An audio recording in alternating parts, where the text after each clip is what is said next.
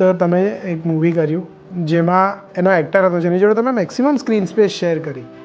એ content creator છે અને એનાથી એ એક્ટર બન્યા છે જેમની એક્ટિંગ મૂવીમાં બહુ જ સારી હતી, વિરાજભાઈ. અને તમે થિયેટરમાંથી આવ્યો, બંનેના બેકગ્રાઉન્ડ અલગ છે, બંને સ્ક્રીન સ્પેસ શેર, બંનેની પ્રોસેસ કેટલી અલગ હોય? બહુ અલગ. અને આઈ એમ વેરી લકી કે એ વિરાજ હતો પહેલાંથી. હા.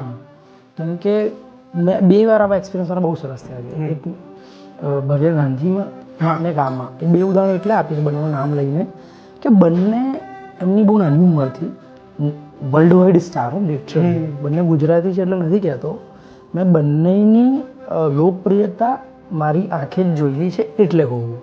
ભવ્ય 10 વર્ષ સ્ક્રીન પર નંબર 1 ટેલિવિઝનનો, બટ શું માણસ સેમ વિથ આ ગુજરાતી કન્ટેન્ટ ક્રિએટર એટલે નેશનલ લેવલનો એટલો મોટો કન્ટેન્ટ ક્રિએટર ગુજરાતી છે અને ગાંધી ફેન ફોલોઈંગ ભાઈ, પણ સ્ટીલ એ માણસ તમને એને પૂછે કે મારે એક્ટિંગમાં શું કરવાનું છે એટલે તમને એવું થાય કે યાર એ ચીજ છે જે આજુ એ લોકોને, કેમ કે એમને સતત શીખવું છે. એમનું માધ્યમ બદલાયું, એ સિનેમા પહેલી બીજી વાર કરી રહ્યો છે, આટલી બધી ગુજરાતી બીજી વાર બોલી રહ્યો છે એમની લાઈફમાં, તે કોન્શિયસ છે, એ સીનને લઈને તમારી જોડે વાત કરે, ઘણું બધું. અને સીન સિવાયનું પણ સાહિત્યને જે તો વિરાય એટલું સાહિત્ય નથી વાંચતો અને બહુ જ રસ પડે.